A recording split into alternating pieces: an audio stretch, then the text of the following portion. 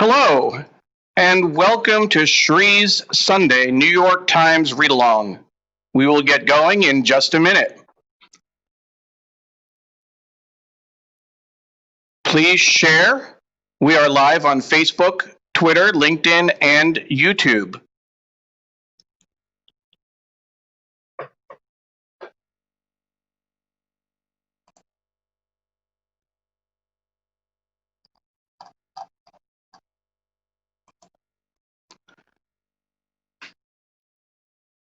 Our guest is Nancy Newhouse, former New York Times travel editor and living style editor. And of course, our host is Shree Srinivasan.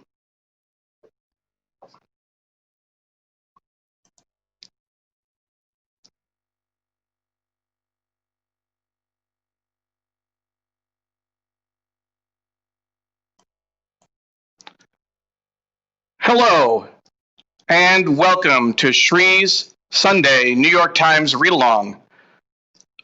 Our guest this week is Nancy Newhouse, former travel editor and living style editor for the New York Times. She's also the editor of Hers Through Women's Eyes, a collection of 65 of the most memorable essays to appear in the Hers column in the New York Times. Shree Srinivasan is our host. He is the Marshall Loeb Professor at the Stony Brook School of Journalism and co-founder of Digimentors, a digital and virtual events consultancy. My name is Neil Parekh, and I am the executive producer of Shree's Sunday New York Times Read-Along and occasional guest host. We are live on Facebook, Twitter, LinkedIn, and YouTube. We look forward to starting our show as always, and we'll bring on Shree and myself to kick things off. Shree, good morning. How are you?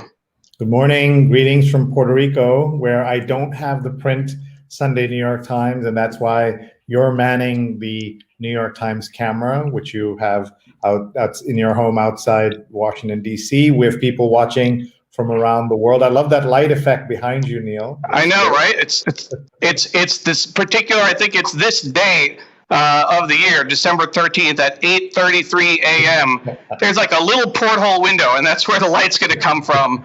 So I'll see if I can move out of that. It literally wasn't coming in there. I like that. It looks good. Jonathan's watching from the East Village. Welcome, Jonathan. We have folks watching from all over. Linda from Long Island. Tell us where you're watching from. We've been reading the print New York Times out loud for 5 years now.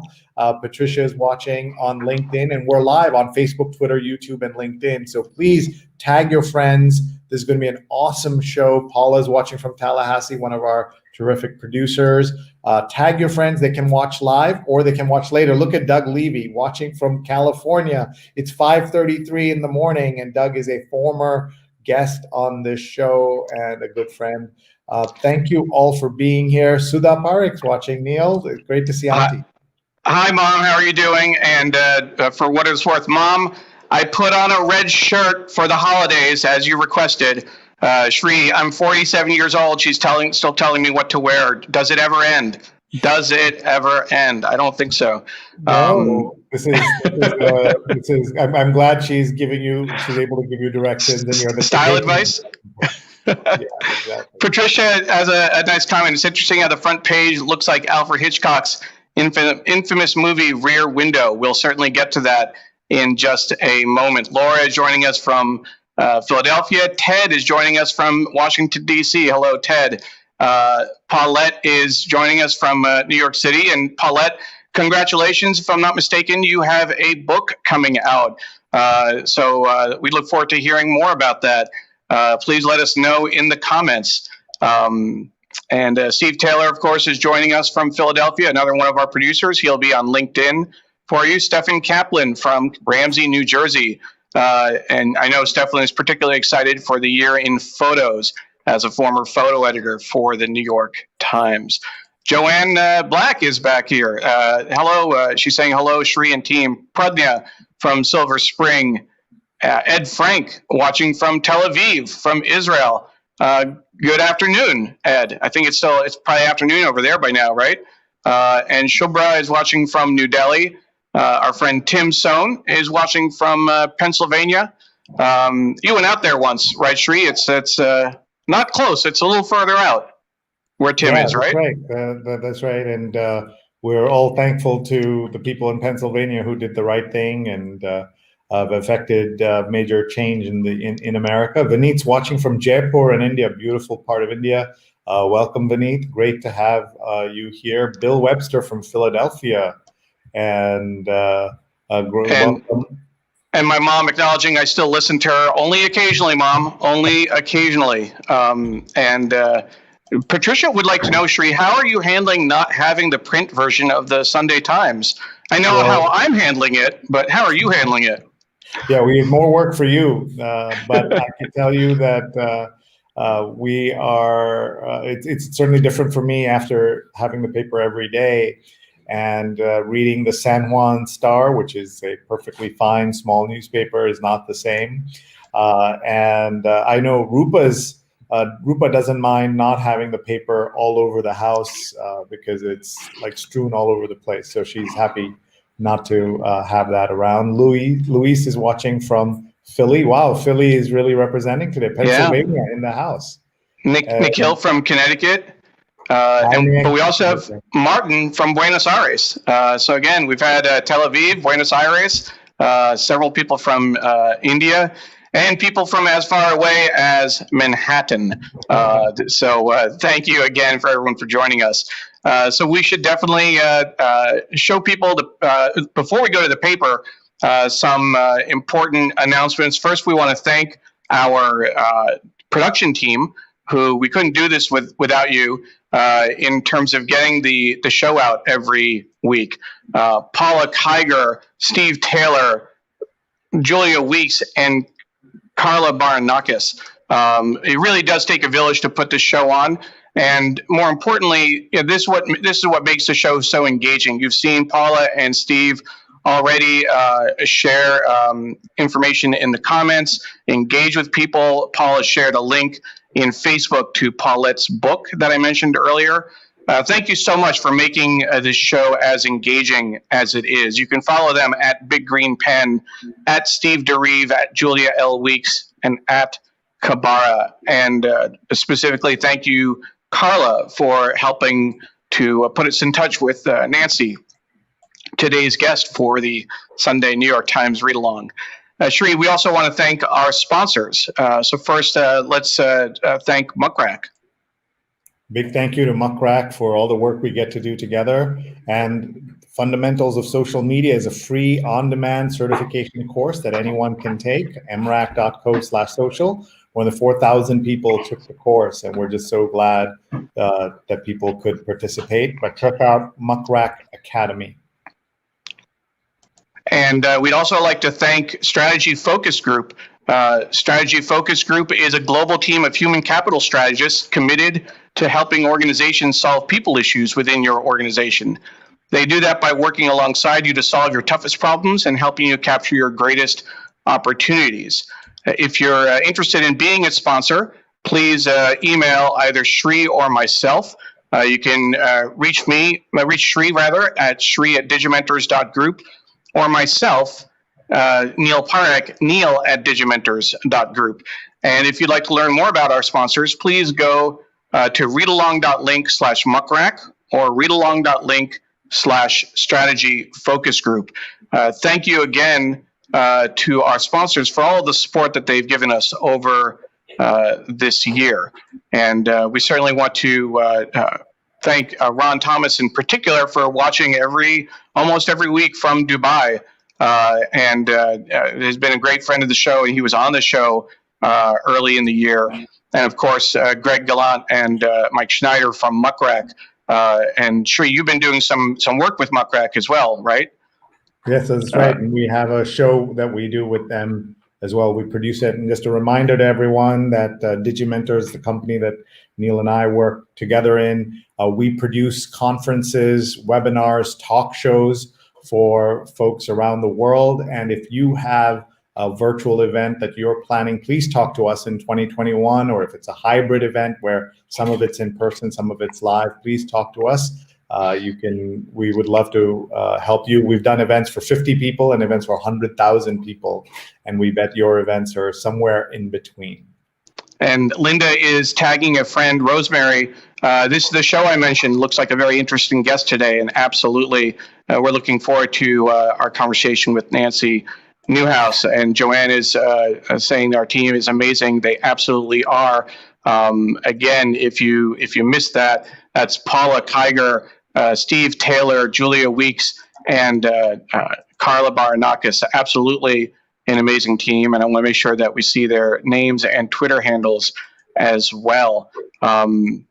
We also want to, there was another comment, Pradnya, which we're going to have to forward this to the New York Times. She finally subscribed to Sunday Paper Delivery. So thank you, Pradnya, and we'll check another tick mark for us. Absolutely. So many people have actually subscribed to the paper from watching the show, Sheree. We should remind people that we're not officially affiliated with the New York Times. This is a show that Sheree's been doing for 5 years. I've been working with him for 3 years. We are obviously fans of the New York Times. We are critics sometimes when it's necessary, but we love print journalism. Our viewers love journalism. But we encourage you not only to subscribe to the Times, but to subscribe to your local paper as well. Support journalism, support local journalism wherever you are. And with that, I also want to share Patricia's comment before we move on. We've had several conversations with Patricia, and we look forward to working with you on your event in the spring. So thank you for that, Patricia. So with that, Sheree, why don't we take a look at what's in the paper today, and give an overview of what we're talking about, what's on store. Yeah, such a big news week. I mean, one of the things that we thought, or many people thought, was that after the elections, things would get quiet, and it feels like things are just busier than ever with bigger news every week. Of course, the vaccine news is especially welcome after a year of such terrible news. And we'll come back to the front page, but there's the front page. And this is what Patricia was saying. It looks like Alfred Hitchcock's Rear Window when you look at that, and we'll understand that in just a minute. Let's look at the rest of the sections. Absolutely. Yeah. So that's the front page that Patricia was talking about. And then the big section that we want to spend some time with today, the year in pictures. That first cover, the cover picture, goes over I forget, is a double truck, Sheree? Is that what it's called when it's the front and the back? Yeah. I want to try and show that to you. This is the full picture. You get someone looking through their side view mirror, and it looks like this is someone doing a COVID test. And the quote, the photographer, "This was one way to look at a person in the mirror, and was one of those rare instances where you really had a sense of worry and dread on this person's face about what was to come." So that's the year in pictures, and we'll definitely be spending time with that. What else do we have in the paper today?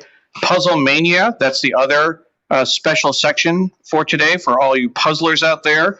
I myself have been doing the spelling game recently on the New York Times, and that's definitely a lot of fun. And one day, Sheree, we will do the New York Times crossword together online. There is an app that we can use. That'll be a bonus for our read-along family. Arts and leisure, very interesting design. The very best things from the very worst years is what that says. So interesting design choice in terms of the font. Sunday review, a few words on behalf of bats. Bats have been maligned this year as the source of transmission of COVID-19, but maybe David Quammen has something else to say about it. They probably spread the virus that's killing humans. We almost certainly spread the fungus that's killing them. So maybe it's a bit of revenge. We'll see. The book review is the best 10 books of 2020.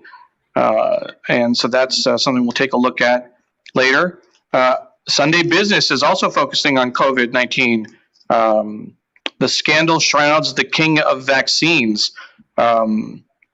AstraZeneca partnered with a huge Asian company to produce a COVID-19 vaccine in China, where shady reputations are common in the drug industry.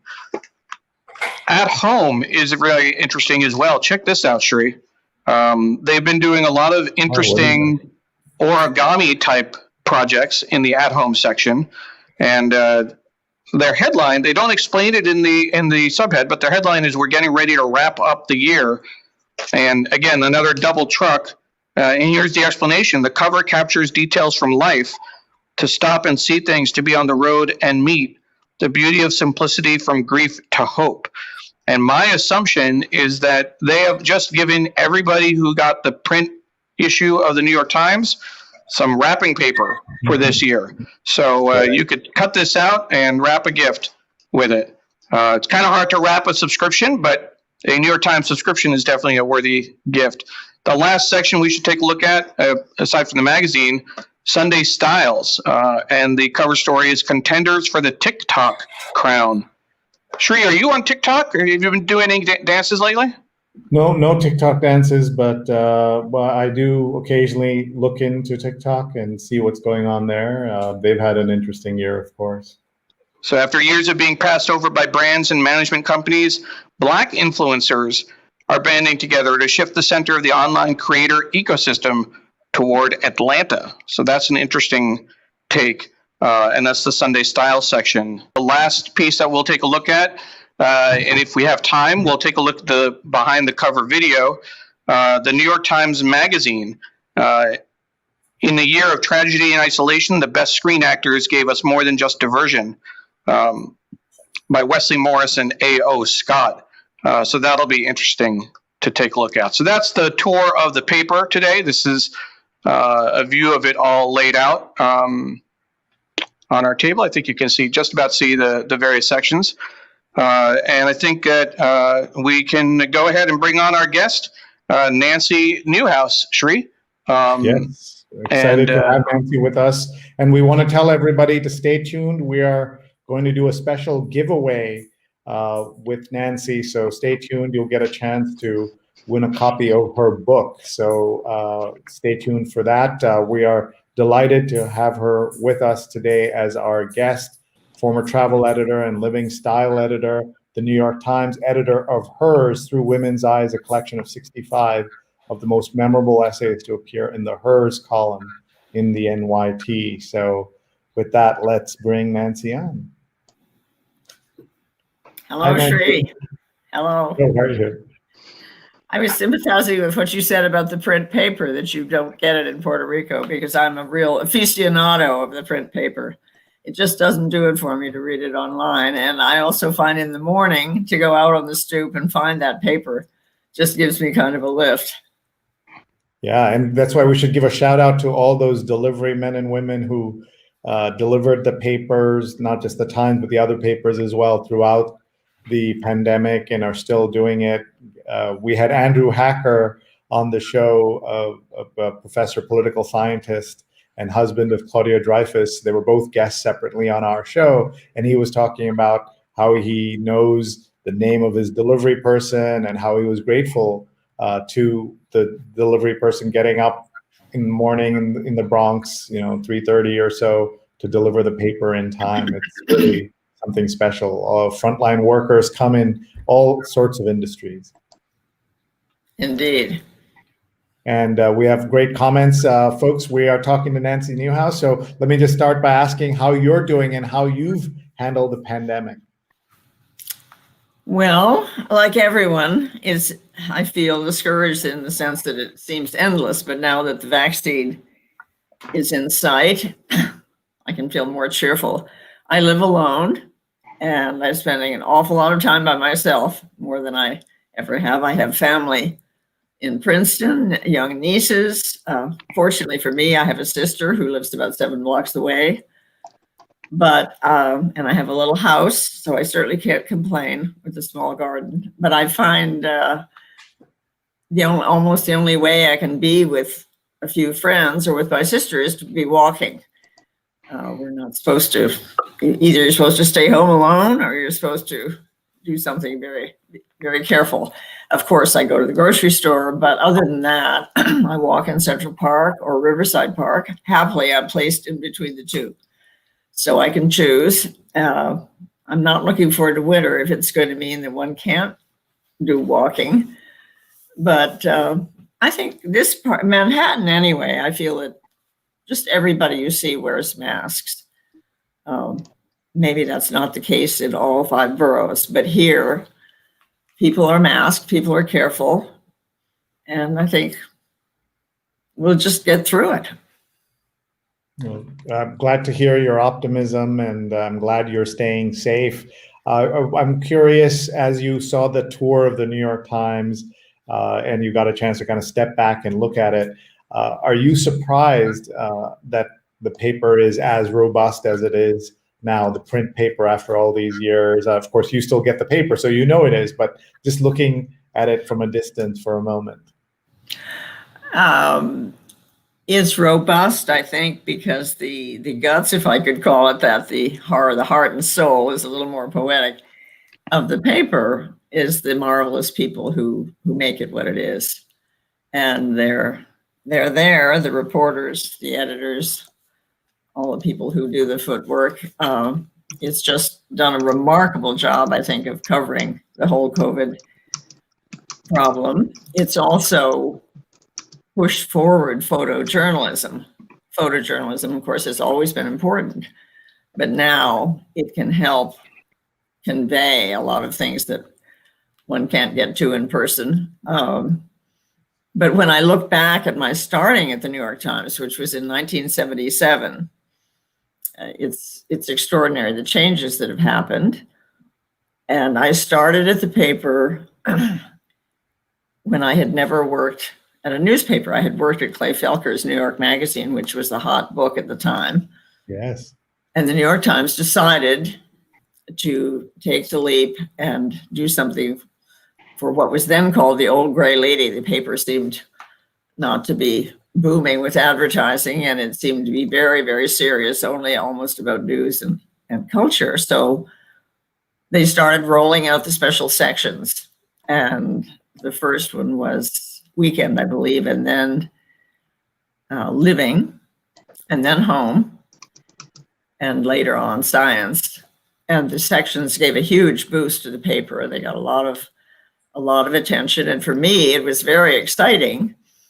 But to start at the paper 10 days before the Home section was launched was very exciting. And I had to get a lot of support from Arthur Gelb.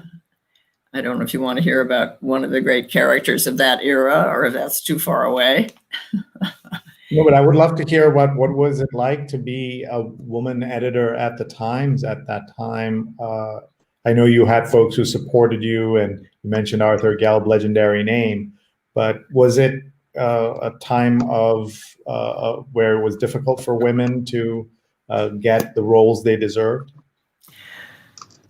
I never had any feeling whatsoever of hostility. And the Home section was in the Living department, which I became a year later. I became editor of the Living Style department. So that was a daily living page, and that was a very vital part of the paper, having a live page every day, half page Sunday, but otherwise 6 full pages. And the 2 sections. There was so much going on at the paper. They were putting out these sections, just one after the other after the other. Everybody was flat out working.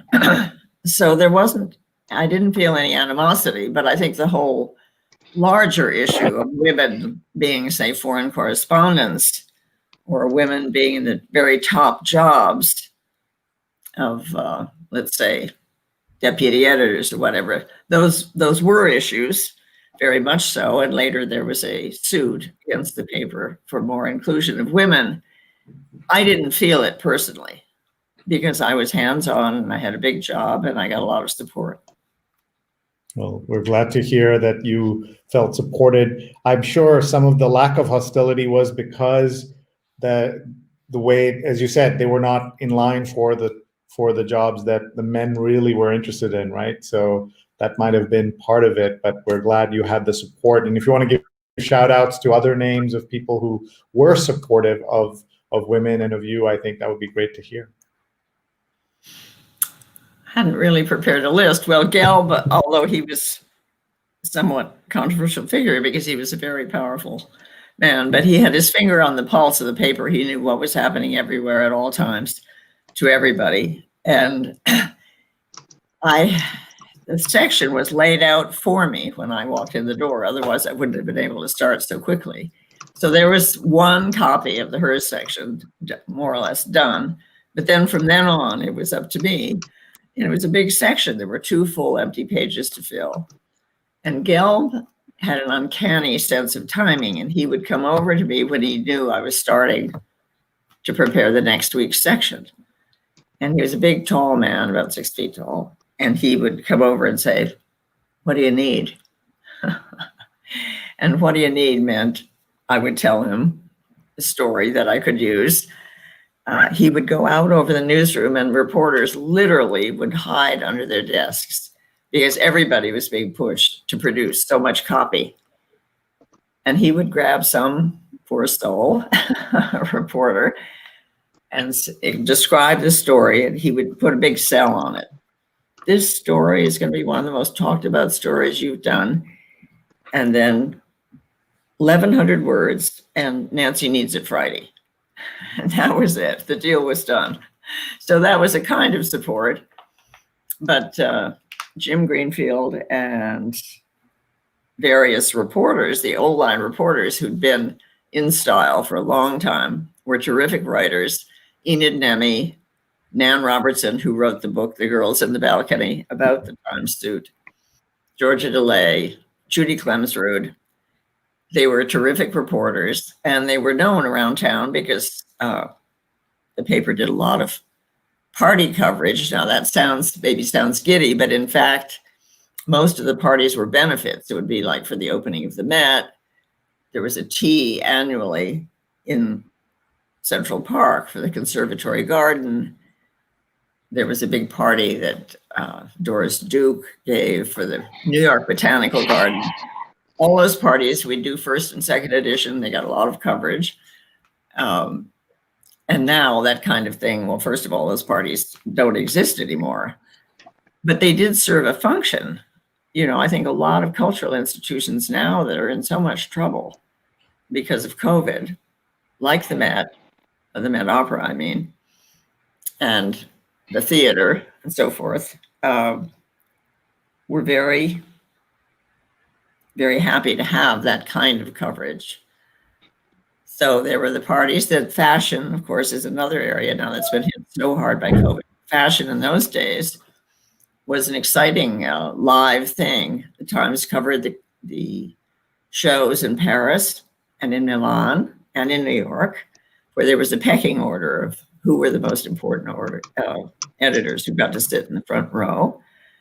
And Bill Cunningham, the wonderful Bill Cunningham, was the photographer who was a big part of our coverage.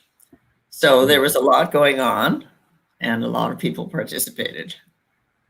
We have a question if you had gotten a chance to work with Betsy Wade, who passed away recently. Yes, well, that was when I was, for me, I mean, Betsy Wade was an important figure in the copy editing area, the news desk.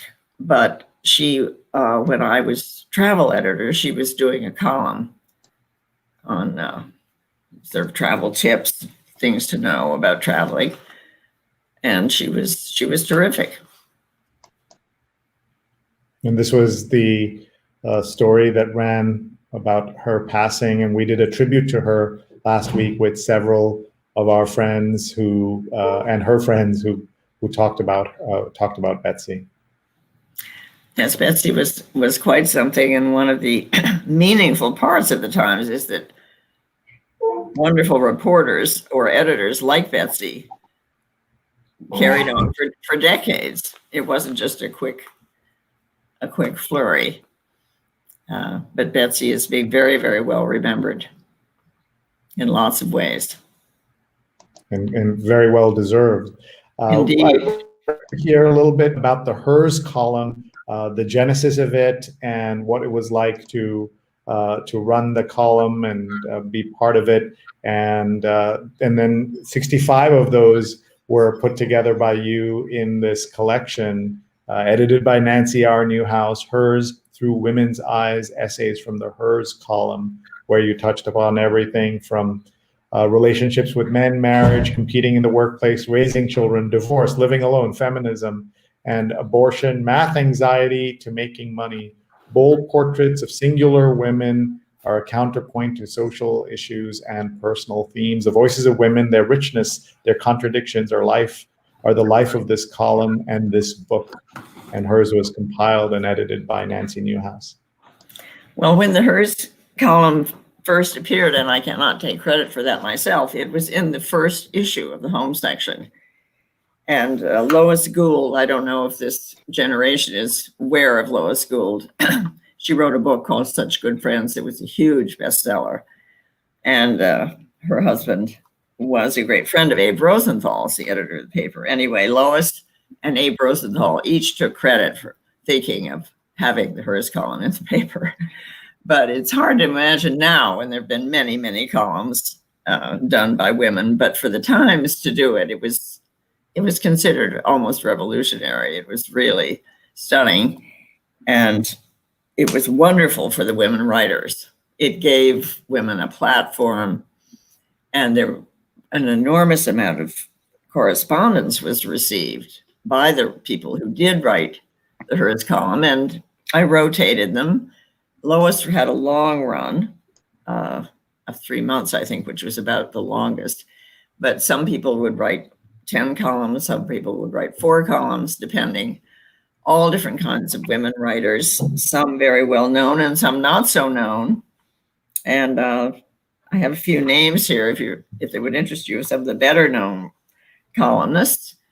But it was one of the parts of my work that I enjoyed the most, getting to know the women, being a kind of talent scout. So when I went to travel, of course, I wasn't involved with that Hers column anymore, but I did the book in 1985. And I think the columns are still relevant and still they were not just, narratives.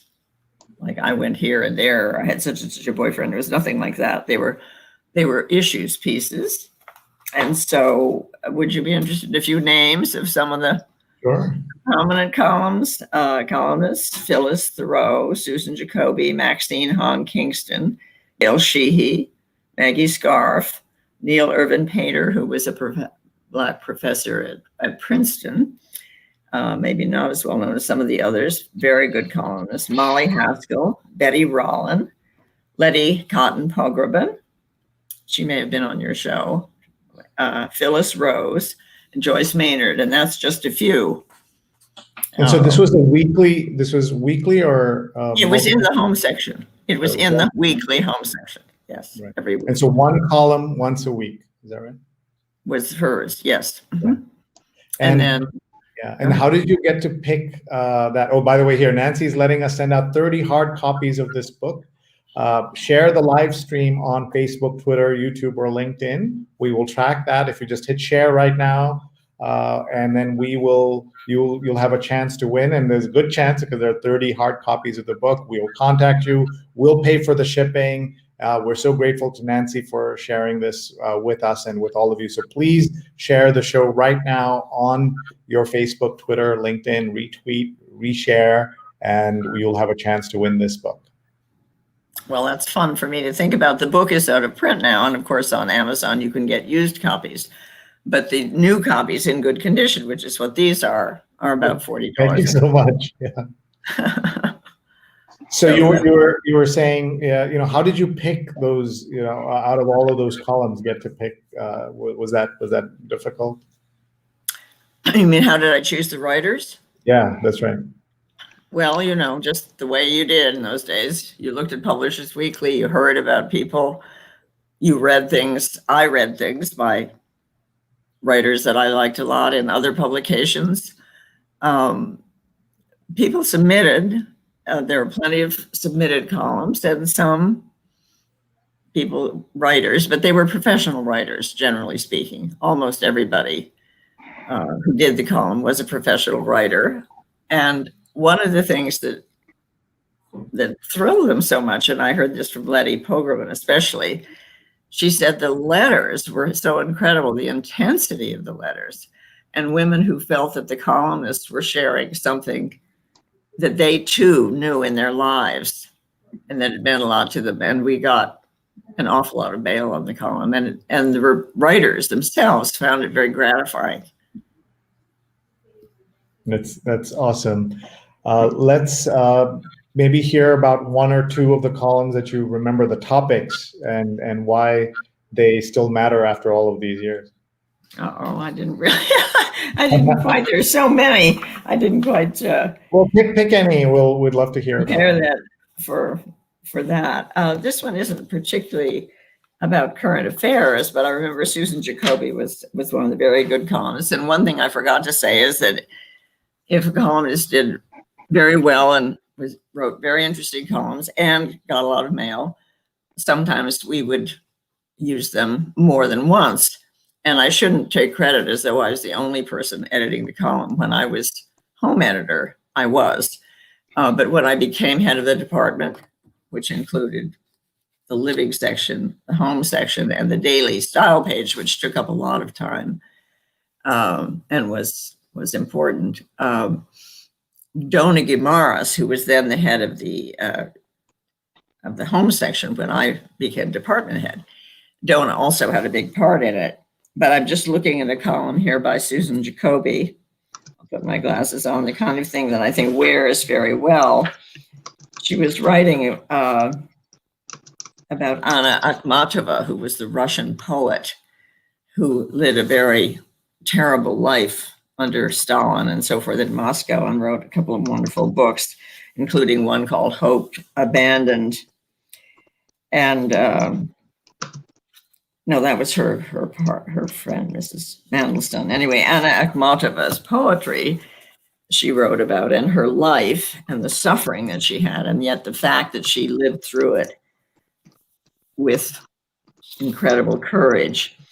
And it also raised this question, which I think is moot now, thank goodness. And Susan made a little bit of fun of it, is, can a woman writer be on the same level as a man writer? That's that old argument, like, was there ever a woman Mozart? No. So she ended by saying, can I read a few sentences of this? All right. About the issue of male and female artists, and were the males more important or more famous or something. She said, of course there is a female sensibility. Of course there is male sensibility. In a great writer of either sex, those sensibilities yield universal truths. I suspect that all of the dull inter-party arguments on this point stem from the fact that we read too few great writers and too much junk. In a famous poem, Akhmatova lamented that her life had been wrenched from its normal course by the horrors of the age in which she lived. The verse concludes, but if I could step outside myself and contemplate the person that I am, I should know at last what envy is. Was it a man or a woman who wrote those lines? That was the end of her column. Beautiful, beautiful. I don't know if you had a chance to see the controversy yesterday. A writer at the Wall Street Journal op-ed page went after Jill Biden for using the honorific doctor because she has a PhD, and gave this male writer who has a BA and an honorary doctorate, said she shouldn't use it, and it felt very misogynistic, this column. So this idea that women have to fight for the things that they've earned and be represented equally is something that goes on even today. Well, Ms. was a great arguing point at the paper, inside the paper. And Betsy Wade was absolutely the heroine of Ms. When it was the right time, she just got it in there. Abe felt very, I think, mixed feelings about it. So let's explain that it used to be Miss or Mrs.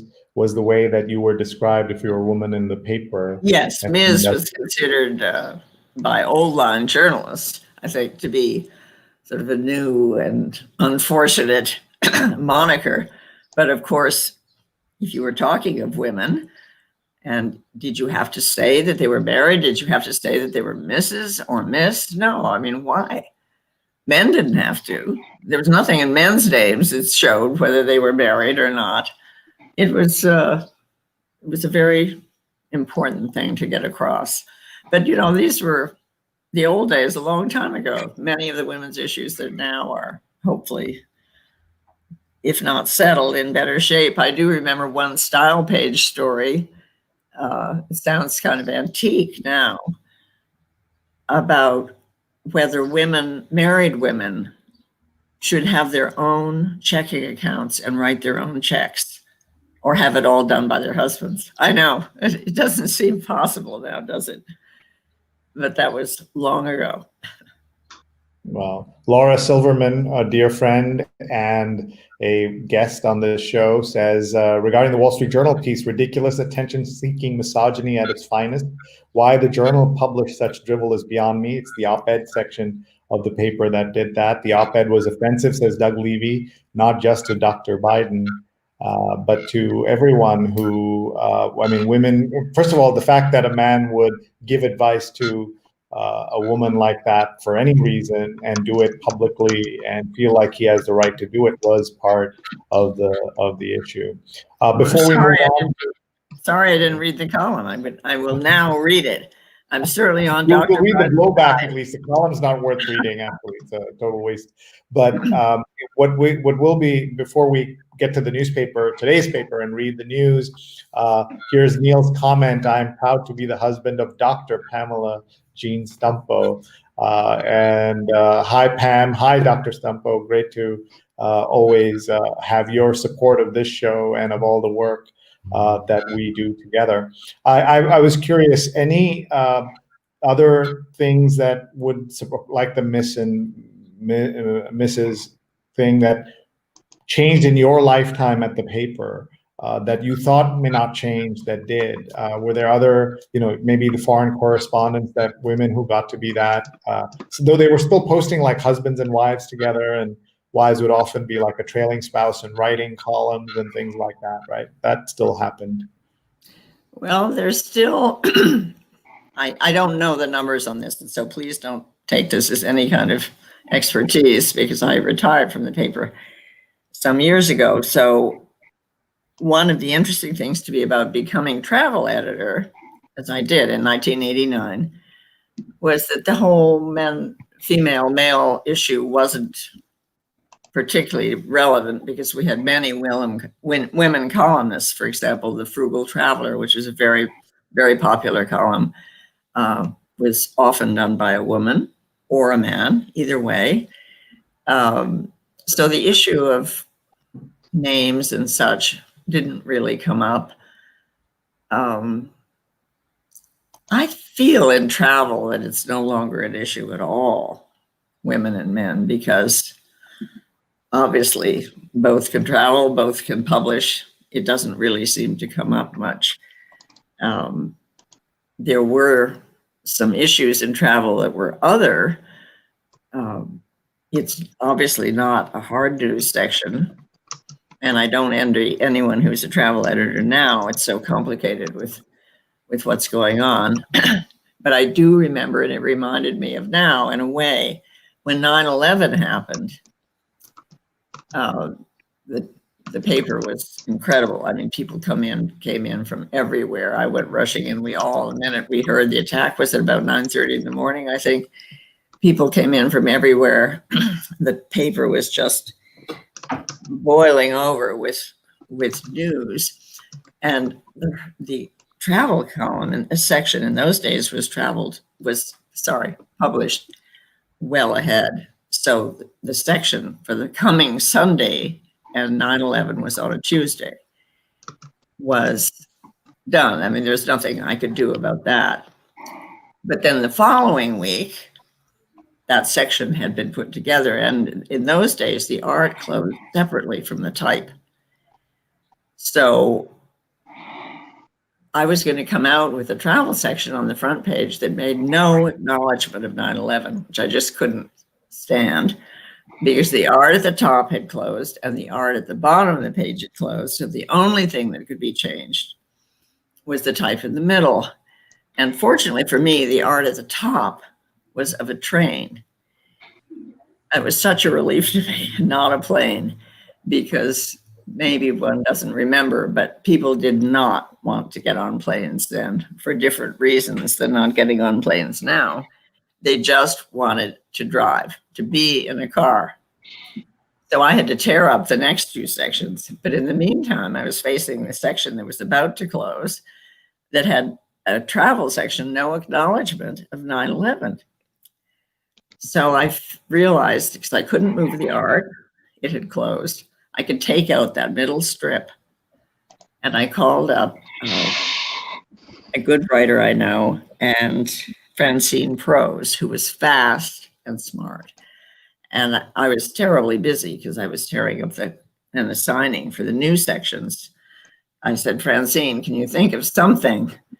Obviously, she couldn't, it wasn't a news story, but can you think of something that acknowledges the whole issue of 9/11 in travel? She called me an hour later. She had a very good idea, the issue of fear in travel and what it would take for her to get on a plane again and how she would feel. And I said, I need it tomorrow morning. And she sat down and wrote that thing, and I got it in the paper. So that was very exciting. But it was an odd corroboration in a very different way of some of what's happening to travel now. What a story. Thank you for sharing that, and really looking forward to hearing more of your adventures at the Times. But we're now going to look at today's New York Times. Neil's going to show us the front page. And among the things that has changed, obviously, over the years, Nancy, is that we now have color on the front page and we have ads on the front page. You remember when people thought the world would end if the New York Times ran an ad on the front page of the paper? Yes, I do. I do remember. And there's the Tiffany's ad that always ran. Was that on page 3? I think so. That's right. On A3, they always had the Tiffany's ad. That's correct. But they certainly didn't imagine that there would be color ads and print ads right there, as you can see on the front page of the paper. Neil, do you want to just walk us through the front page and what's the lead and what else is going on there? Absolutely, and we'll just pull that up. Yeah, absolutely. I was going to put the paper like that. So the front page, the lead, of course, up here in the top right corner. Vexing logistics as first vaccines are set to arrive, with initial shots on Monday. A daunting challenge of storage, security, and delivery to states. If I'm not mistaken, they need to be shipped at 70 degrees below zero, which makes it very challenging, obviously. This Hitchcockian display photo, I think it was from Rear Window. When life changed seemingly overnight, photographers transformed how they worked, trading intimacy for distance. This is what they captured. And this is a promo for a year like no other, 2020, in pictures. We'll certainly get to that. Heat on Biden over diversity grows intense. In rejecting a lawsuit, justices deliver a rebuke to the GOP. That's the story right below the display. Editorial comment, if you don't mind, Shri. Thank God the Supreme Court came down on the side of democracy. Unlike the 100+ congressmen who signed on to that lawsuit backing Donald Trump, just cannot believe it. Just the idea of Texas trying to overturn elections in other states. Come on, people. After students came back, deaths rose in college towns. That is an incredible story. They talk about how The rates of COVID may have been lower for young people, but when they went back to college, and you see it with college sports, you see it with various institutions. Transmission rates just went through the roof, and they became clusters. And then here's an interesting story at the bottom. If you move, I'll shoot. Stalking her daughter's killers in Mexico, one by one. A ranch where 72 bodies were found in 2010 near San Fernando, a Mexico City scarred by violence. Almost sounds like something from the book review, but it's an actual news story. So here is the Tiffany ad that Nancy was talking about, and we know exactly what you said, Nancy. When we had Stuart Elliott as our guest about 2 years ago, he shared that Tiffany has been paying a premium to get that placement for 100 years in the top right corner of page 3. So we really appreciate you mentioning that as well. So page 2 and page 3, which you can just about see, most of this is not available online. The Inside the Times column certainly is. That's my favorite piece. It's the story behind the story, and it focuses on pictures of a year like no other, looking at the year in pictures, year in photos. And on this day in history, picture recovered in Florence officially identified as a Da Vinci masterpiece. This is from 1913. But the other sections here of interest, the conversation spotlight, sketchbook, quote of the day, here to help. These are all kind of features to help guide people to the paper and point out certain items. And there's almost like an index here, newspaper and beyond, cooking, audio, quiz, shopping, etc. Neil, can you just go back to the day in history? Sure. So, as some people know, that this was the Mona Lisa became as famous as it did because it was stolen in 1913, and this was the recovery of the Mona Lisa. When I worked at the Met Museum for 3 years, I loved telling people the story. And one of the suspects who was cleared, of course, was Pablo Picasso, was one of the people who was questioned in this. And it tells you that one of the reasons why the painting became so famous was because it was stolen. And there was a lot of drama around that. Sheree, thank you for pointing that out. I will ask for forgiveness. That headline did not get my attention at all. "Quote unquote picture recovered in Florence." Whatever. Right. Okay, there's a picture from Da Vinci. Mona Lisa recovered in Florence. Might have might have been a little bit. Remember, Neil, part of that's what's also partly interesting is, of course, the Times downplaying it. Is the Timesian way, but also the Mona Lisa wasn't the Mona Lisa yet. It became the Mona Lisa in part because of this adventure or misadventure.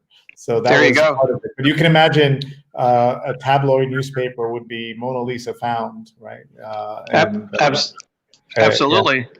Yeah. Absolutely. And Nancy, as you're listening to all of this, please jump in. Any reactions to anything you see on the screen or anything in the paper that you would like to talk about, please jump in. Well, I'm always interested in the book review, even though in the old days when I was at the paper, just about every book review, there would be 1 or 2 or 3 writers, not that I knew personally necessarily, but I knew of them. And now many sections, I don't, I really know only maybe 1 or 2 by name, but I was struck this week, that feature called By the Book. It's on about page 3, I think, or maybe it's a little further, in every book review. Yeah, right here, the interview with Jerry Steinfeld. And it was so interesting to me that it was by Jerry Steinfeld, because obviously he's not, in the literati exactly, although he does write, obviously. And it's just very different than other by the book columns who tend to be written by very literary people. And it's interesting. And it's also a good idea to have someone writing it who has a different take on the way he reads, what he reads. He explains that he doesn't go plowing through masses of books. He thinks about slowly a book that he likes. He may go back and read parts of it again. It's just an interesting take on thinking about what you're reading. And another part of that feature, usually by the book, they have the guest saying, and who of any writers ever in the history of the world would you have for dinner? And I always find that kind of amusing. And though obviously you can say, I'd like to have William Shakespeare and whoever. But he did not do that feature because it's simply more about his own style as a reader. And I thought it was an interesting contribution. Absolutely. There's something very literary. Can you tell us what the top 10 books are? I read the list earlier. This came out at least 2 weeks ago online. But if you can fast forward to the top 10 books, I know our friend Ayad Akhtar had one of the books, but what are the others? So Are you talking about Steinfeld's books or the books on the bestseller? No, I was just looking at, Neil was going to read us the top 10 books of 2020 according to the Times. Oh, okay. And you can tell us if you've read any of these. If and our audience, if anyone's read any of these, let us know. Go ahead, Neil. So that list is in fiction, A Children's Bible by Lydia Millett, Deacon King Kong by James McBride.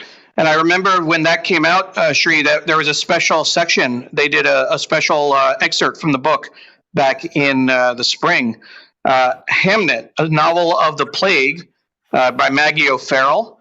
Homeland Elegies by Ayad Akhtar. Okay, yeah. The Vanishing Half by Britt Bennett.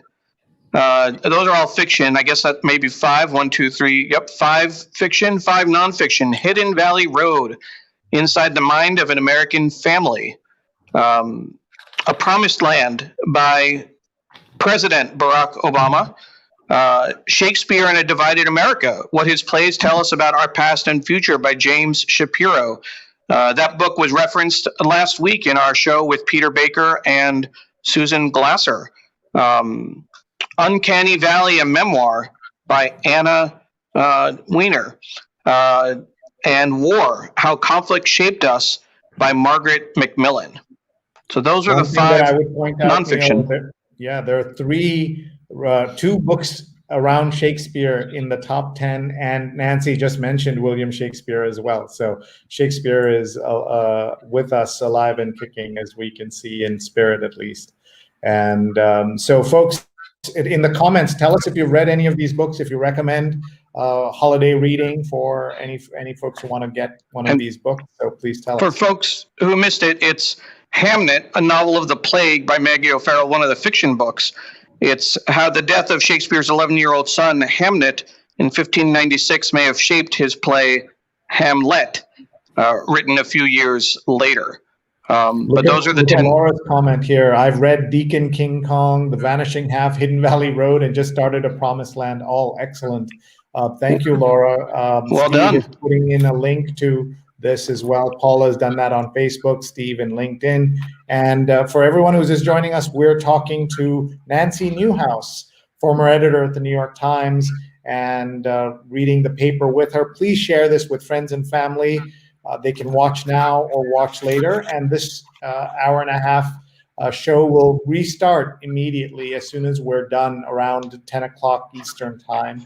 And she is the former travel editor of the New York Times and living and style editor, and also editor of a book called Hers, Through Women's Eyes, a collection of 65 of the most memorable essays to appear in the Hers column at the New York Times. I also wanted to show Nancy something that she may not have, that she described earlier.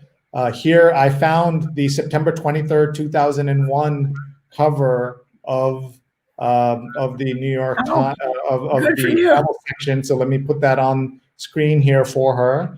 And Nancy, there you go. This was the story, you described a small test of personal courage about travel, and you said that big train story was on top and everything, and this was the only space you had to make an edit, and you changed it right there for a description. So I'll just zoom in here. Essay, Summoning the Nerve to Get on a Plane by Francine Prose. So great memory you have, and this must have been something, of course, you would never forget, having to put that together. And she wrote it overnight. She wrote it overnight, yeah. And she wrote it overnight. She handed it in the next morning. And I can see why you would want something beyond just this kind of normal travel story about, traveling. This was written as traveling as a robber baron, the equivalent of a robber baron, or on a budget in one package. And so you wanted to get something else in there about 9/11. So for everyone who missed the story, this is 2 Sundays after 9/11.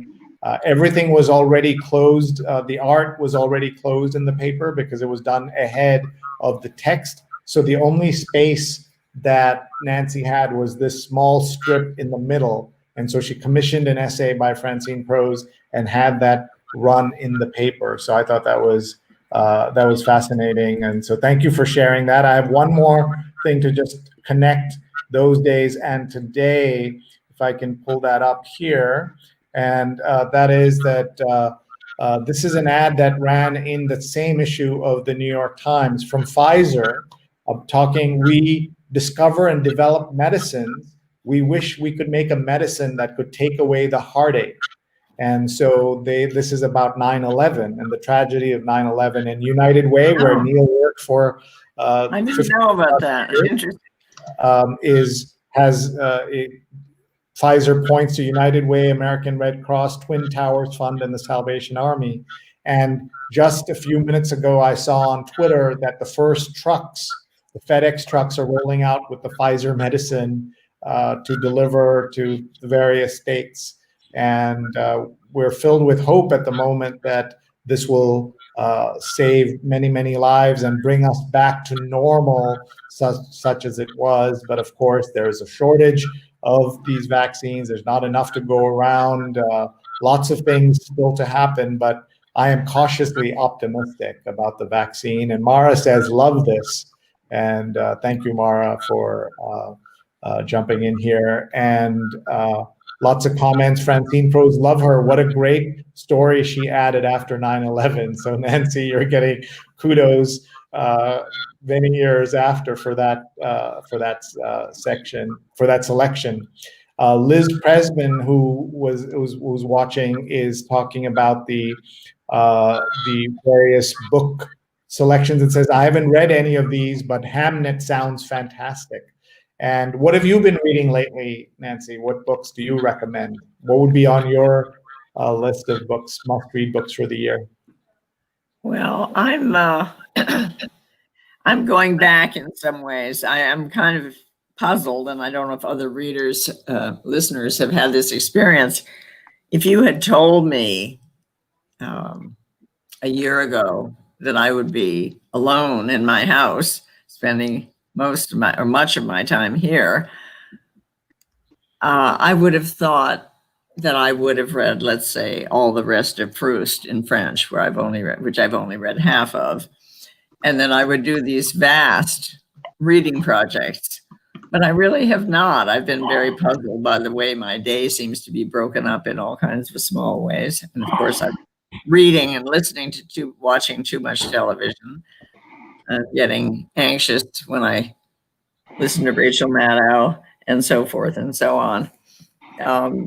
Just so I can't honestly present myself as a serious reader, but one of the things I was going to mention kind of on another subject, but it's about now because of the travel. It's all, everybody I know, I don't know about, well, you're in Puerto Rico, so you did manage to get away. But it just seems like when, once we get the shots, when are we going to travel again? And I wanted to make one point. I think people thought initially when I was travel editor that I was just out jaunting around the world, going here, there, and everywhere. But that was not true. I had a big job and I was very busy at the paper.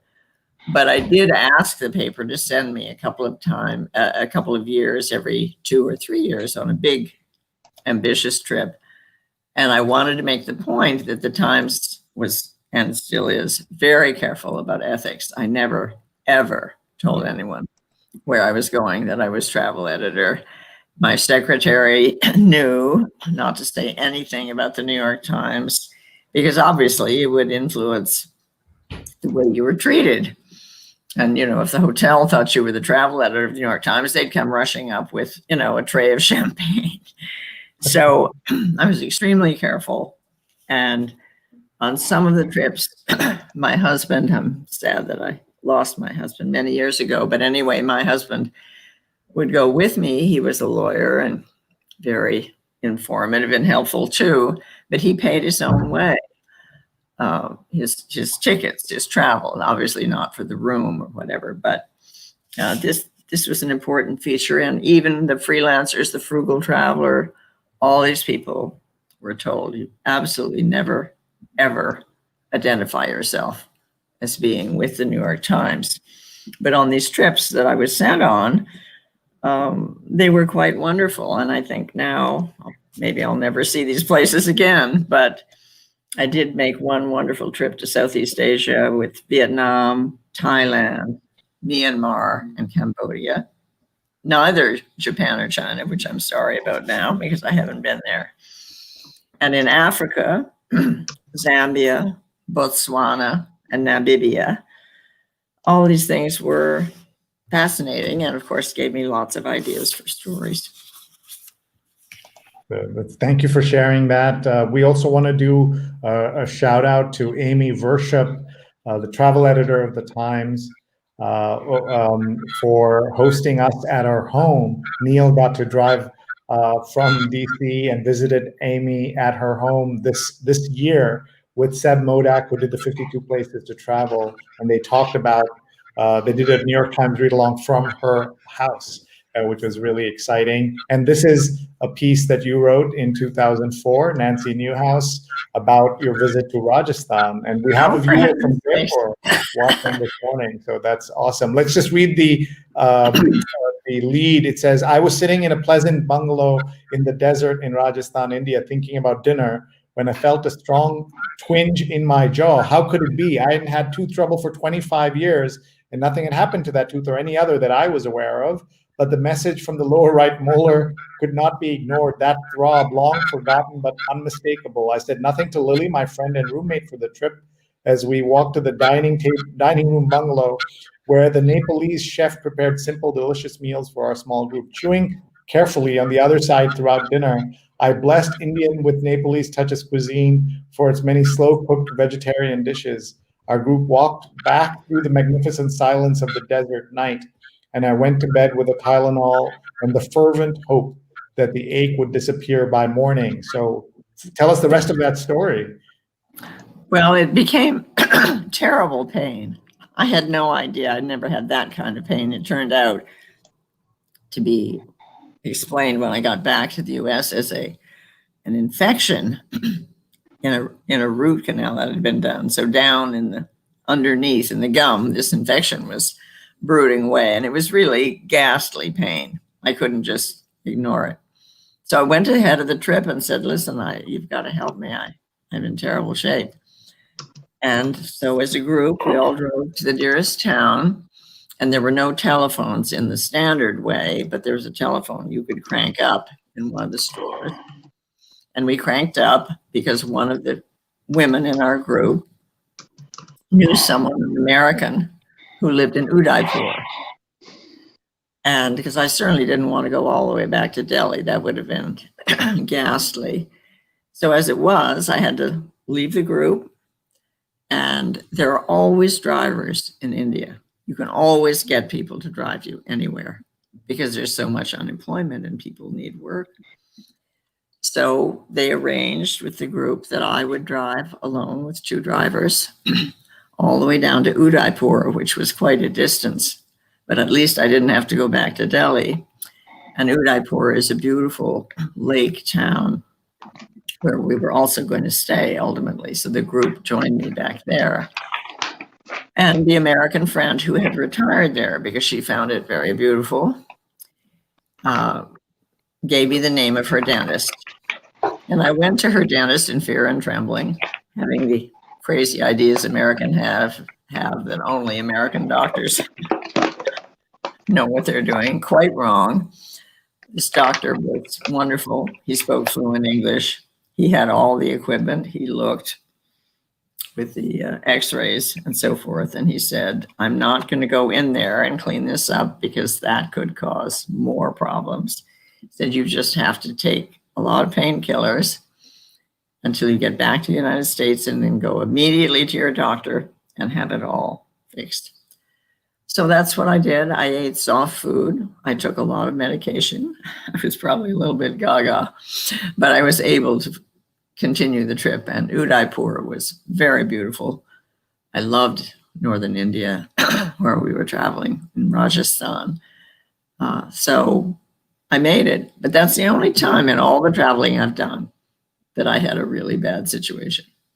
Well, we're glad you made it through that trip, and I wonder if your teeth are hurting now listening to that story again and reliving that experience. Well, I forgot to say that my dentist in the U.S., when I came back and I showed him what the doctor there had written and all that, he said, "This is perfect. It's absolutely correct." Great, thank you. We're looking at the year-end pictures. Neil has pulled that up. This is the big section that they have. Lots of publications do this at the end of the year. Time Magazine, Reuters, AP, everybody does this. And there was an interesting Twitter thread that just came through yesterday analyzing the amount of women, the percentage of women photographers in these. The Times had 36% women photographers, which was the highest in this particular survey. Others were 15%, 17%, 18%, things like that.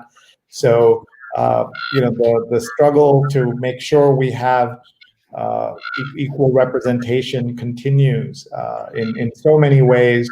Part of it is quantifying it, right? And so we are able to do that because of the effort of this organization called Women this organization of women photographers. It's called @WomenPhotog, and they did the survey, and it said from 7.9% to 36% at the New York Times. Getty Images only at 7.9% of their final year in review photographers are women, and so that is really unfortunate. Here is our colleague and friend Rose Horowitz, who produces the COVID show that I do multiple times a week.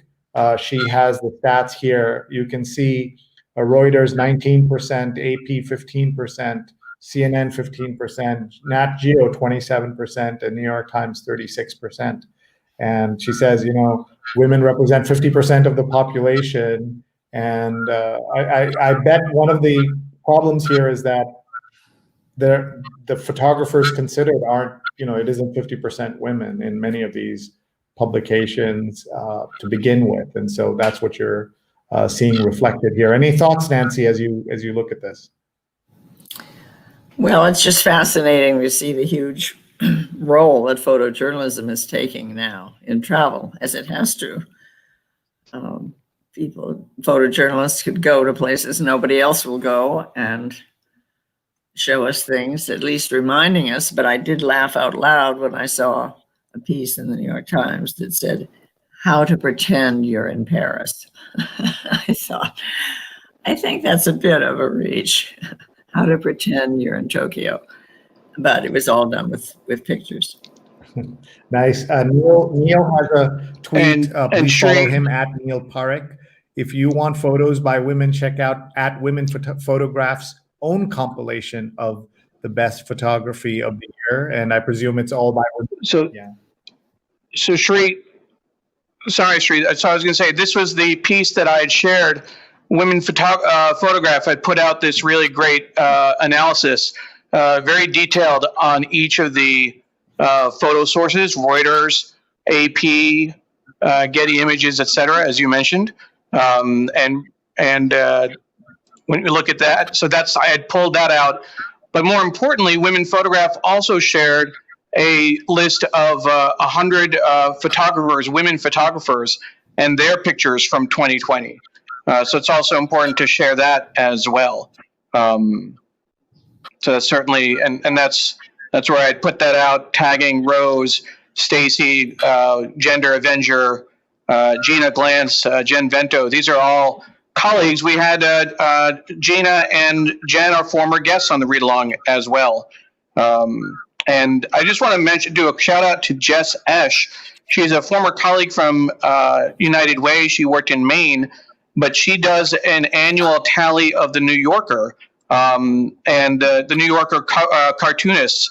I think the New Yorker covers how many are done by women, and takes a deep dive into each issue as well. So to your point, the more we track, the more we analyze, the more we can better understand how well we're doing with gender equity. Thank you, Neil, for sharing that. So important.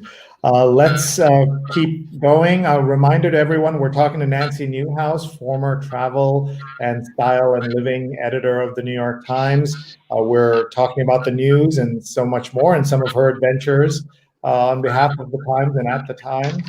Please ask her anything. We also have a wonderful giveaway. She's got 30 copies of her book, a compilation of the best of the Hers column at the New York Times. And all we're asking is everyone who shares on their timeline on Facebook, Twitter, YouTube, or LinkedIn this episode will be entered into a draw. And Neil and our friend Carla Baranakis are running this, and we will pay for the shipping of the book to you. So we have 30 opportunities for you to win. So please do share the book or share the episode on your timeline, and we'll come back to you. Look at all these photographs, so striking, and so much of it.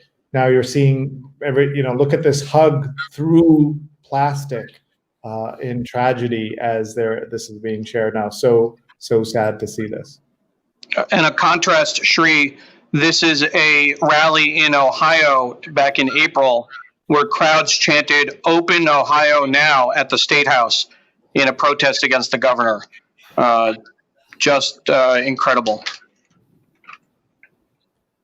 So here is a question. Mara asks, my 20-year-old middle daughter was just telling me that as a kid she wanted to be a travel writer primarily because I wrote and my best friend was a travel writer. She says her dream has died because it's now all in the hands of influencers and bloggers. Any thoughts on this change, Nancy, about how it's become less, her daughter feels, about kind of authoritative writing by journalists and more in the hands of these influencers, bloggers, paid shills, people like that? It's hard for me to comment because I'm not in the field now, but I'm sorry if that's true. I'm a little surprised. I still think good editors scan publications and stay in touch and go to conferences and so forth to stay abreast of writers, though I don't know exactly who she's in contact with. The only piece of advice I can give is try to get one piece published somewhere where it will be visible. And that in itself might attract people. But it's very competitive. But at least I don't think the male-female thing is much of an issue anymore in travel. I did want to say one thing, Neil, just apropos of the Hers column, which is it is not in publication anymore and has not been for years. So I didn't want women writers to be looking for it in the paper. There are other things to look for, other things to write about, but that column finished its run.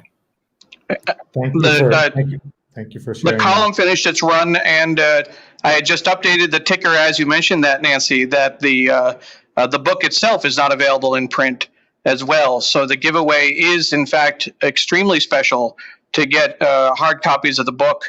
Thank you so much for offering that to our viewers. We really appreciate that. I'm thrilled to give it a second life. Thank you very much. And here's the cover. I love the cover as well. Hers Through Women's Eyes, essays from the Hers column of the New York Times, edited by Nancy R. Newhouse. Let's just get some comments about the women photojournalists. Liz says there's certainly a lot of women independent photojournalists. Getty really should buy more from them. Ruth Gruber Ellen says, one of the best female photographers, amazing woman who died a scant few years ago at 105 years old, just amazing. Joanne says, thanks for the visibility on this. Need to get the percentage higher for women photographers.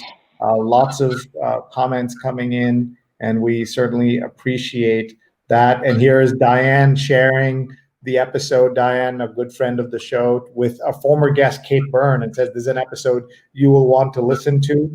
And Jay says, awesome insight from Nancy Newhouse, former travel editor of the New York Times. Thanks, Sri, for bringing us such fabulous guests to hear from on the New York Times Read Along every Sunday. And Stefan, our colleague at Digimentor, says, the year in pictures, the issue I never miss. I can't. He's just so grateful that you are sharing this. What an angle. The section is always so memorable. I also want to point out that Stefan has his own show. It's called the Spin It Social Hour, where photographers share their work and journeys. And his next show is on December 26th with Terry Abramson from Chicago, an author and photographer in the belly of the blues. So check out yesterday's show as well, all available on the Spin It social Twitter handles. And Stefan is a former photo editor at the New York Times. He was there for 20 years. Thank you all for all your comments, and thank you, Nancy, for being with us today. We just have a few more minutes with you. Patricia says, grateful for the giveaway chance to win. And we're now going to talk about Puzzlemania. We had a nice tweet from the New York Times puzzle folks it's called New York Times Wordplay. And they said that while you're doing the puzzles, maybe you could listen in. While you're solving Puzzlemania 2020, I hope you tune into Sri's New York Times Read Along. So how cool is that, that they gave us a shout out. So Neil, tell us about Puzzlemania. Absolutely. Puzzlemania is an annual feature put out by the New York Times and edited by Will Shortz, the great puzzle editor at the Times. They actually did a special edition earlier in the year. I think it was, I'm guessing, June. They usually do this once a year in December, but in the middle of COVID, they put out a special edition earlier. But just look at this, full treatment. It's not just about crosswords, folks. They're building blocks, and it's called a what. You call the shots. This is a great pairing with the year in photos. Guess the year in which the following 14 iconic photographs were taken. And when you're done, you can find the answers. Add the total number of years by which you were off, and use the rating system below to see how well you called the shots. I'm going to challenge our friend Stefan Kaplan right now. I'd love to see your answers on this and see how well you do. Stefan, take the quiz and get back to us. And if you need me to send you the image, let me know. Of course, anyone else can play that game as well. Split decisions, 3D word hunt. I've never seen that before. Look closely. This is, can you identify these objects from their close-ups? Just all sort. And then you have a super mega crossword. Oh my God. That's, there are how many? 600 clues up and down, across and down, which is pretty impressive. My understanding, I used to do crosswords, Sri, and I used to be able to get through Monday and occasionally get through Tuesday. My understanding, I think it's, and please, someone will correct me, I'm sure, in the comments, that I think it's Saturday is the hardest puzzle. Sunday is bigger, but not as hard. It's just more volume. I'd love for someone to clarify that, who is a regular crossword puzzler. Here is a few more puzzles. There's a Christmas tradition, a picture quiz show, mergers and acquisitions, corporate identities have been mashed together. Can you identify the two individual companies in each of the logos below? Their names are Apple and Target. Apple and Target, right? NBC and Shell. I'm going to guess. Yeah, I don't know. I'm thinking about some of these. This was a Foot Locker and something. But what's interesting is they also have the names anagrammed in the bottom if you look closely. So it's like this is the Apple and Target. That's going to be UPS and General Mills right there in the top right. MasterCard. This will keep you busy for a while. Amazon and IKEA is my guess in the bottom right here. Right? Nice, good guess. Yeah, that's fun. Here are the clues for that big puzzle, and then the answers. We don't want to show the answers just yet. The fun part about Puzzlemania, folks, only available in the print edition. It's not available online. So this is one of those specials that the New York Times pulls out for its subscribers. And I know that our friend Paula is a little bit sad right now. She can't share a link to it. But that's one of the reasons. And Pradnya, as a new subscriber, will be able to enjoy special features like this going forward. We have a question. Thank you, Neil. We have a question. There's a column by Will Shorts on WQXR every Sunday morning. Will Shorts of the New York Times does the radio. Yes, absolutely. And Will, I do want to mention that Will has a table tennis center in Pleasantville, New York, that he runs, we've talked to him about. We actually were talking about doing a show from there in the spring before COVID struck. We were talking in February about going there in person, and then everything, of course, shut down. But hopefully, if things open up, we'll have a chance to visit with him in a post-pandemic world. And I see there's a comment. Yeah, for Twyla, from Twyla for Nancy. How did the women staffers at the Times handle gender inequity, Betsy Wade aside? Who are some of the female editors and reporters for the Times that Nancy particularly respects or respected? Oh my, that's a book. It's a huge subject. It's really tough to summarize.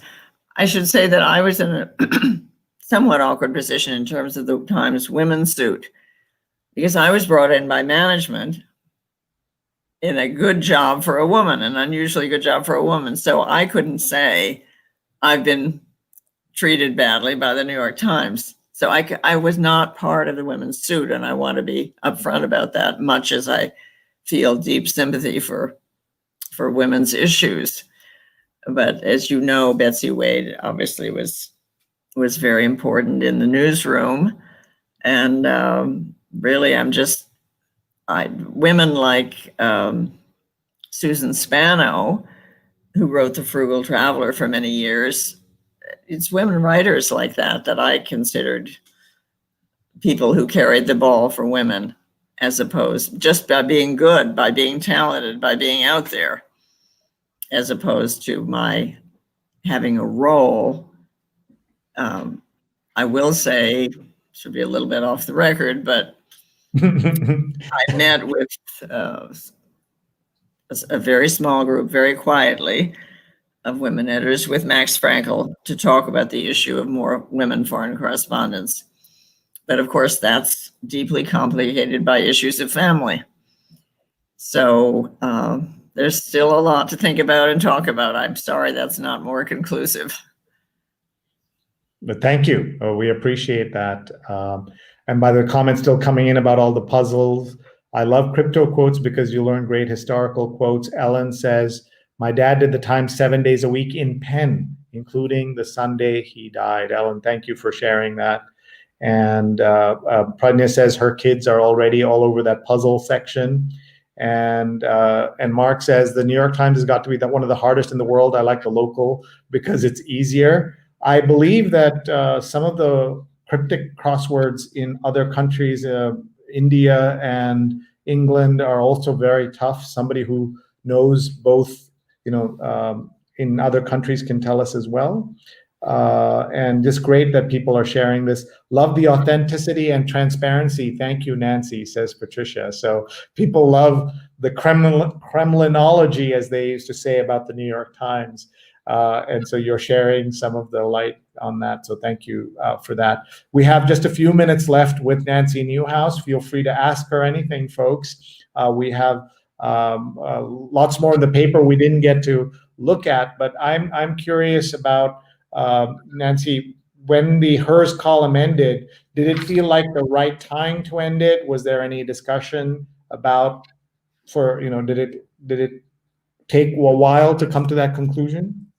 I really can't be helpful on that because, and I wish I had done better on the dates, but it was certainly towards the end of my time at the paper, and I was not involved with the hers column at that point. They made a decision which honestly I didn't agree with, but I wasn't consulted, and I shouldn't have been because I wasn't part of it then. But because, as I say, the hers column was not in the travel section; it was in the run of the paper. But they moved the hers column because I think one of the male senior editors felt there should also be an About Men column, and I had my own somewhat different feelings on that. I'm all for gender parity, but I felt women had been shortchanged, so I didn't necessarily subscribe to that idea. But anyway, they did alternate About Men and hers in the Sunday magazine, so it was a very different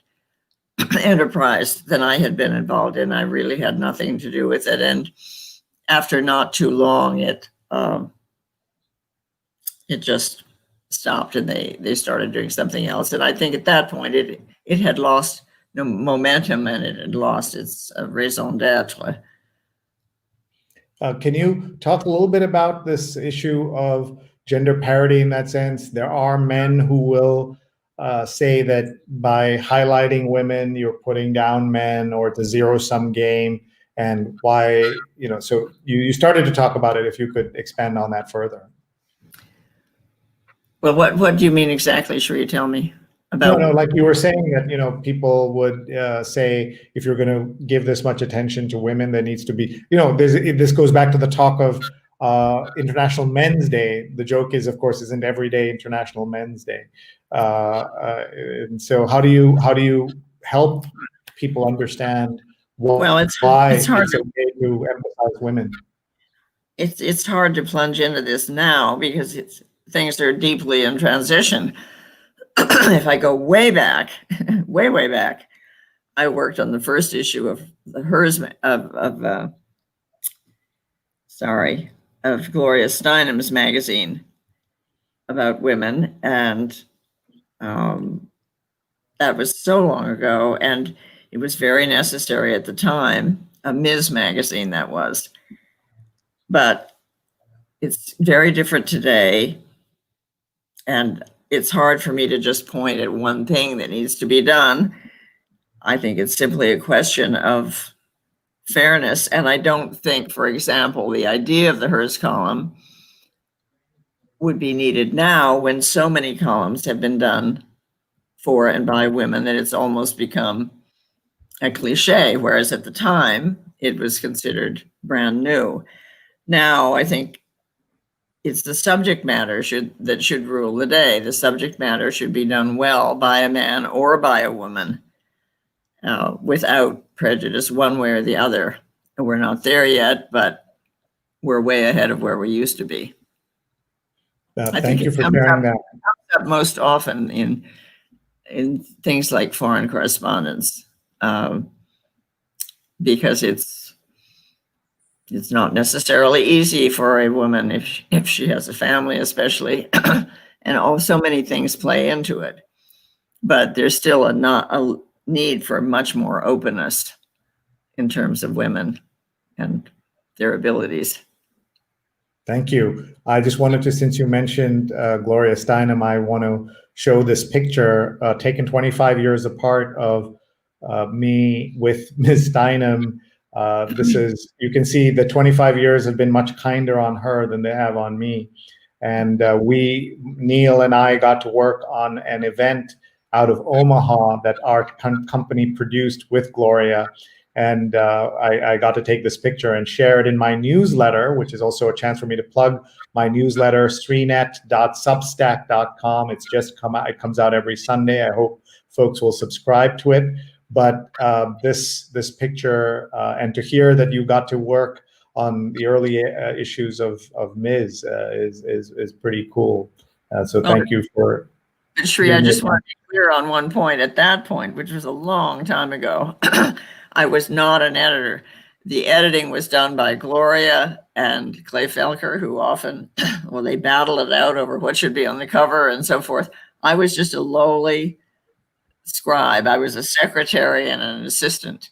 So I cannot take credit for the subject matter of Ms., even though I felt, deeply grateful that it had been done. And Gloria gave me and the photo editor, who were just involved physically in getting it, copy edited in the paper, in the magazine a little bit. She gave us little rings with a female symbol, but I was not in any way part of the thinking that went into it. That was Gloria and Clay and Letty Pogrebin and several others. No, thank you. You're being very modest, and thank you for sharing that. There's so many comments coming in here. Let's see. Linda is pointing out that Will Shorts has an online event on January 28th. Register at arts and lectures at ucsantabarbara.edu, UCSB. And Patricia says, saying, I see that perspective. There are technically more women. Don't get me wrong. I can't believe my eyes when I read Better Homes and Gardens, 1954, How to Be a Better Housewife. And Patricia says, great throwback in the photograph. So humble, Nancy, says Patricia. You probably influenced her without even knowing it, is what I would add to that. We're almost done here. Let's see if Neil has anything else he'd like us to talk about. Otherwise, we're going to let you get back to your Sunday, Nancy. We're so grateful to you for your time today and the stories that you're sharing. I've enjoyed it tremendously. Thank you. I also want to remind everyone that we do this every Sunday. Let me tell you about next week's guest. We have Dr. Lippy Roy with us. She, you know her from MSNBC and NBC, where she's a medical contributor and was on this show very early. The first time we talked seriously about COVID-19 back in March was with Lippy. So please join us for that.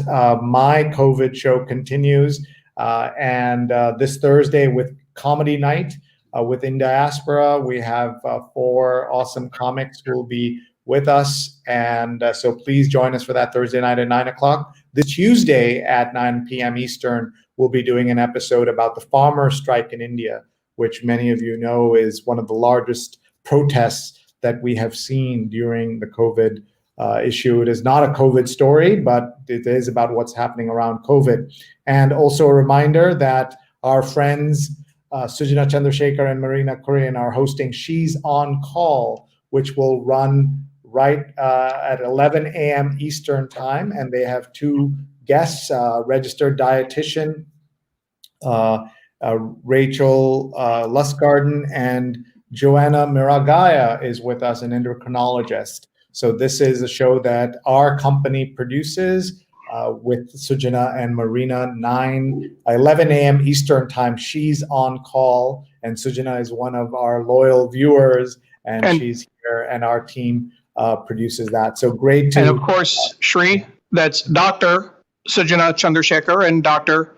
Marina Kurian, both medical doctors, not to be to differentiate between other doctors out there.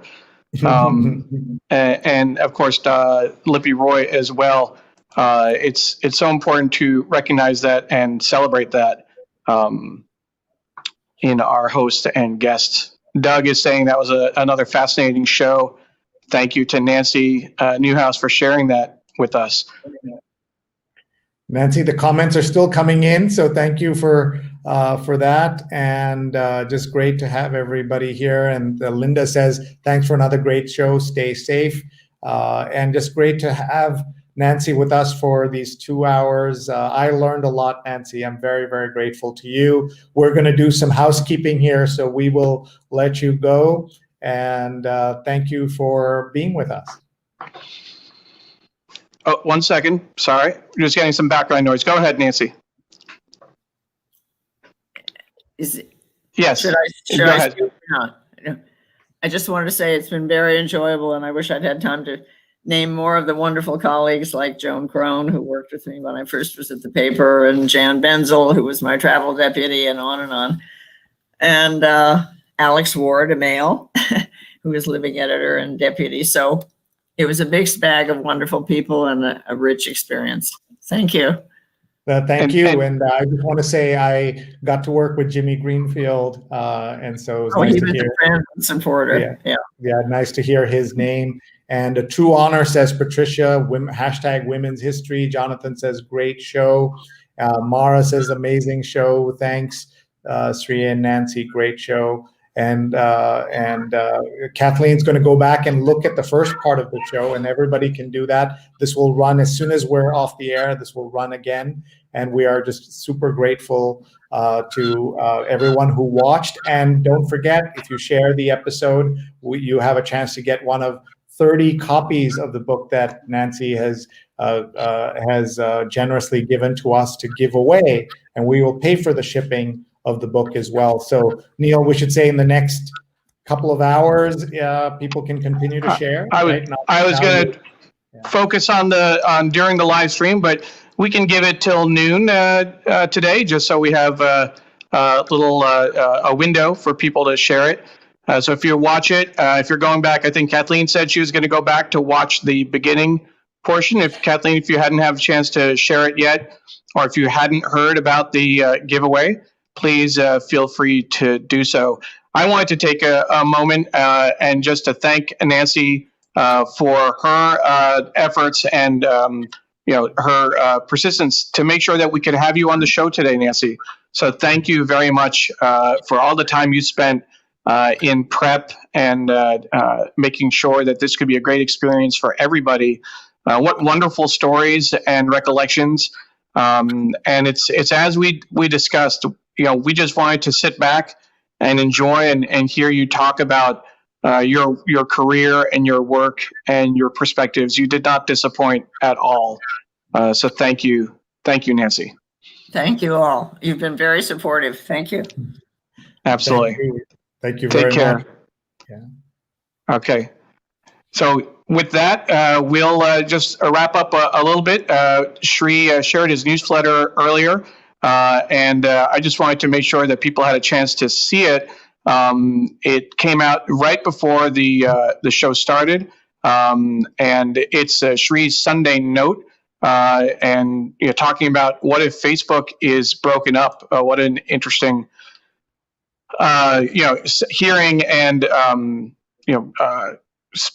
challenge. I mean, think about Microsoft back in the day, the antitrust legislation. We hear some of the other articles, and the Read Something, and the tech tips from New York Bob. Will startups be stuck in the gate in 2021? That's our friend Robert Anthony, and a thread to follow by Kevin Roos. This is the Mapping Black Media, the Shri COVID-19 show, the Shri Show from last week. And then this one, the Great South American Total Solar Eclipse, Monday at 9:30 a.m. Shri, this is great. This is just such a great newsletter. So hopefully people will share this. We might have to try another giveaway based on your newsletter. How many people share it and offer them something as well. So with that, thank you everyone. It's another great show. As Shri mentioned, Lippy Roy will be our guest next week. We also want to mention, and Paula is mentioning the newsletter, Local Connection newsletter. Big shout out to Carla Baranakis for helping us get Nancy Newhouse as a guest this week. She puts out the Local Connection newsletter from the Center for Cooperative Media at Montclair State University. Every week, it offers story ideas and pro tips for journalists. And most importantly, it's free. You can subscribe at bit.ly/local news tips. Again, bit.ly/local news tips. With that, I think, Shri, we will be wrapping up. You have a show to produce, if I'm not mistaken. You play my role on the She's on Call show, right? Yes, I do. Not as well as you played on our show, but thank you so much.